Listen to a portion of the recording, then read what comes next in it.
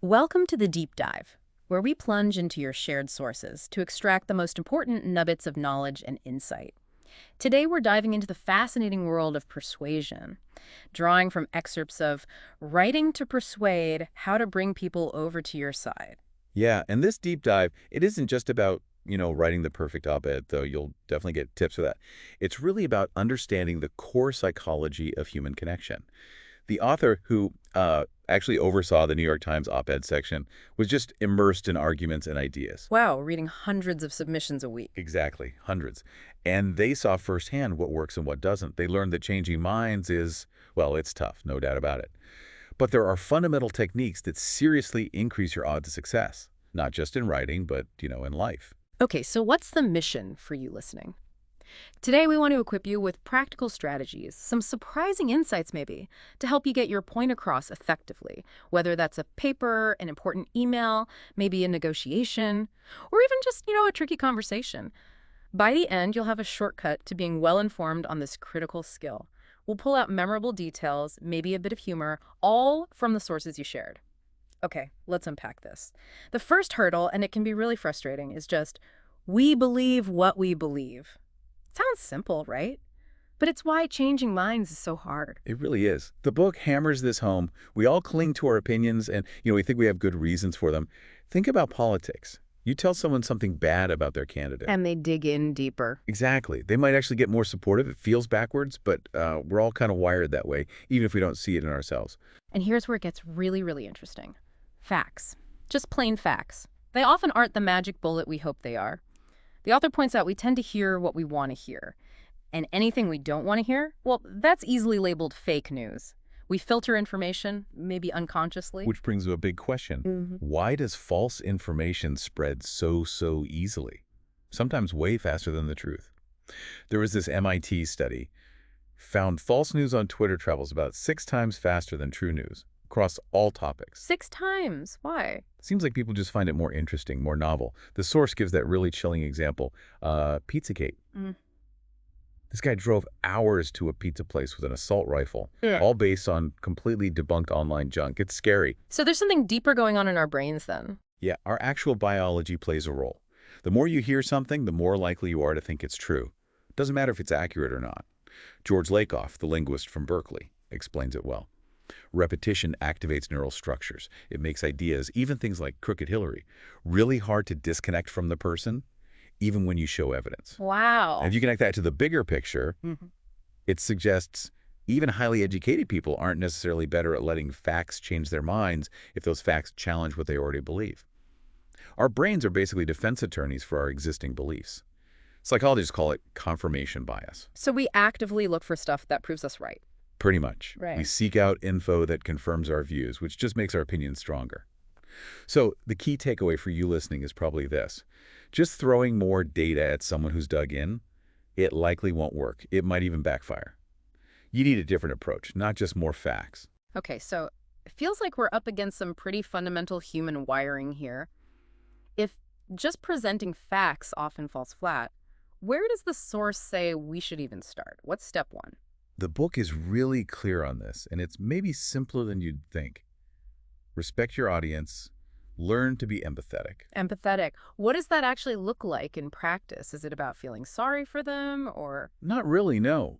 The source talks about empathy as sensing what others feel, understanding their mindset, their psychology, even knowing how to kind of get under their skin. Not in a manipulative way, but to genuinely grasp their motivations, their viewpoints. So it's not necessarily sympathy. Right. It's not always about identifying with their pain, but really comprehending their perspective. Yeah. There's that Alexander Pope quote in the source. Teach me to feel another's woe, to hide the fault I see. It's about understanding. That makes sense. And it also means you have to ditch the confrontation, right? The author's pretty adamant arguing just doesn't work. Absolutely. People just get defensive, or they just stop listening. You can't hammer someone into agreeing with you. The book uses that classic dinner party example, remember? 2 friends going back and forth about food stamps and soft drinks. Yeah, just arguing past each other, performing, not persuading. Exactly. It becomes a struggle for dominance, and that never leads to persuasion. The approach has to be more supportive, maybe indirect. So instead of like, you really should stop eating that, you might say, when my wife wanted to lose weight, she found cutting out wheat and dairy really helped her. Ah, so you're offering an observation, not a command. It raises that question for you, the listener. Mm, How can you frame your ideas so they invite thought, not defense? precisely. And this ties into another skill the source really emphasizes: listening. Genuinely listening. The book says people are almost always dying to talk, but most of us don't feel truly heard. Yeah, and we fail at it for lots of reasons. What? We're showing off, maybe we're impatient, or we're just waiting for our turn to speak. Guilty as charged sometimes. We all are.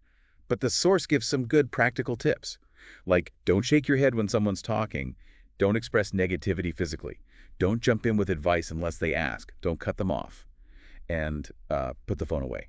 Sounds obvious, but hard to do. It is. You have to consciously stop the chatter in your brain, as the author puts it. Suspend judgment. The author mentions being a real estate journalist. People would just open up, share incredibly personal stuff for hours once they felt genuinely listened to. That power of feeling heard. And once you establish that listening, that understanding, the book points to another technique: finding similarities. Yes, this seems simple, but it's powerful. People are much more likely to agree with people they see as similar to themselves.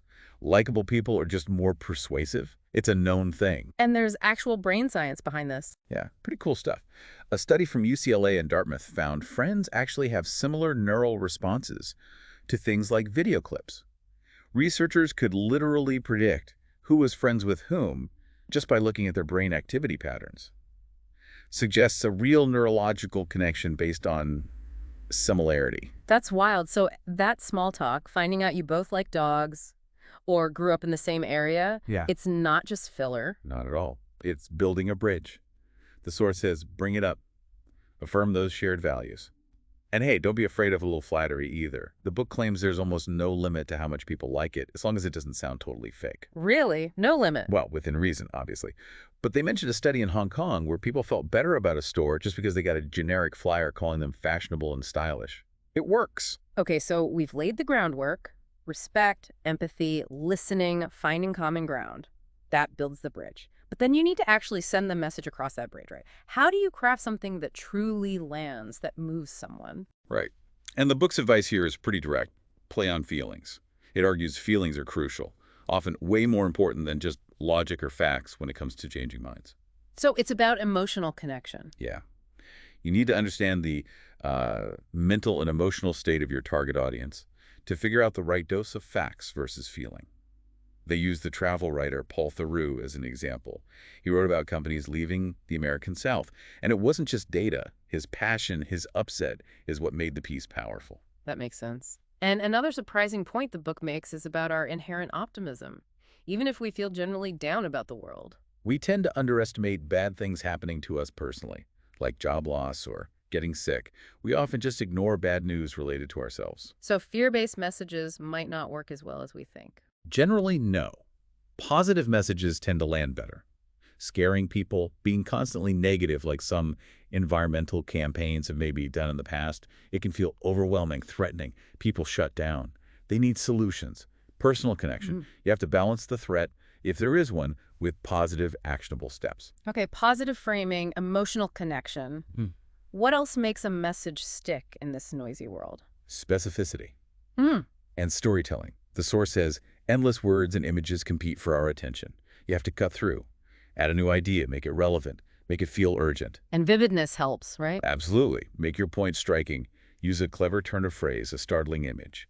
The book loved that Dwight Garner line about Bob Woodward's book. Woodward is here, like a state trooper knocking on the door at 3 a.m. to update the sorry details. Yeah, that paints a picture.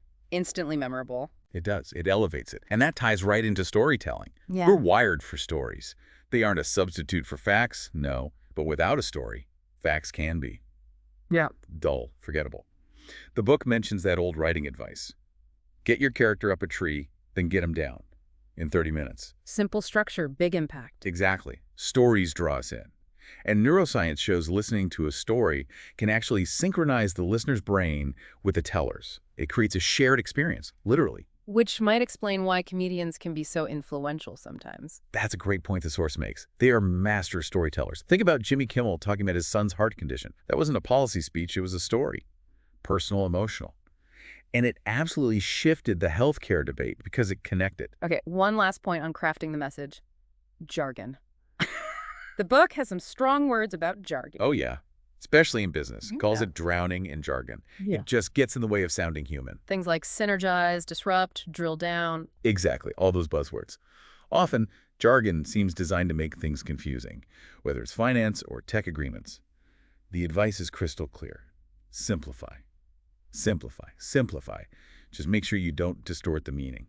Clarity is king. So for you listening, if you're trying to get your ideas out there, maybe not just an op-ed, but pitching an idea at work or to a client, it helps to know what the gatekeepers are looking for. The source, coming from an editor's perspective, mentions 3 key things editors want. Right. They want to be surprised. They want a new perspective on an old problem. Or sometimes they just want to be delighted by the writing itself, the craft. And beyond the idea itself. They like writers who are easy to deal with, responsive, cooperative, don't argue endlessly about edits. Basic professionalism goes a long way. And it's crucial to remember evaluating writing, evaluating ideas. It's subjective. What one editor loves, another might pass on. Don't let that stop you. Okay, but where do these great, surprising ideas actually come from? How do you find them? The source really encourages just paying attention, listening and observing the world around you.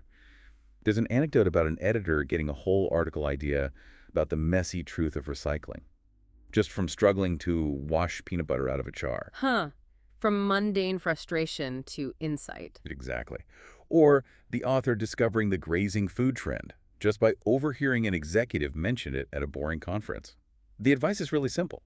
Put down the phone. Have actual conversations. Look around. Ideas are everywhere. And once you get that little spark, that wisp of an idea. Go deep. Research it. Don't just assume it's all been done. Find your unique angle, your new twist.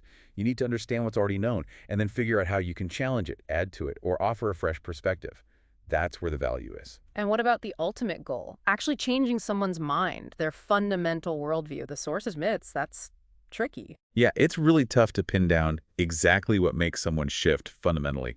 It's usually not one thing. Often it's gradual, deeply personal, maybe an emotionally charged experience or hearing a different perspective from someone they trust, maybe over time. Rarely a lightning bolt moment. So sometimes the most effective angle is finding how your idea connects to something they already care about, their identity. That seems to be key. Like the example of quitting smoking. Instead of just hitting them with health stats, maybe appeal to their identity as a good parent who wants to be there for their kids. Or a responsible community member, connected to who they see themselves as. Makes it personal, not abstract. Right. And finally, despite everything we've said about feelings and stories, facts still matter, don't they? Oh, absolutely essential. The source is very clear on this. While facts alone might not persuade, your facts have to be right. Credibility is everything. If people catch you in an error, you've lost them, even if they were inclined to listen. That rigorous fact-checking process where every detail is confirmed is crucial for building trust and making your communication truly compelling. It's the bedrock. So we've covered a lot today in this deep dive into persuasion. From understanding our own stubborn brains to the real power of empathy, good storytelling, and just making an honest connection, it really seems like getting your point across isn't about shouting the loudest or having the most data points. Not at all. It's about genuine understanding, a thoughtful approach, and connecting with people where they are on a human level. And the insights from the source, they feel really valuable, whether you're, trying to influence a board decision, writing something important, or just dealing with a tough conversation at home. Definitely. And what's interesting is that the author notes many of these insights, which social science is now confirming, were actually learned the hard way through years of real-world experience in public debate. Which makes it feel less like theory and more like, well, practical wisdom, really useful for navigating today's world, which is just saturated with information and, let's face it, often polarization. Yeah. Yeah. And while trying to persuade can feel frankly demoralizing sometimes. They also concludes that the effort itself, the act of trying to connect and share our thoughts, is actually deeply satisfying. Our words, in the end, connect us in the most primal and profound way. That's a powerful thought to end on. So for you listening, what's next? After hearing all this, what's maybe one small step you could take this week? Maybe it's truly listening without interrupting to someone you usually disagree with, or perhaps trying to frame your next important message around their values, not just your own logic. Something to think about.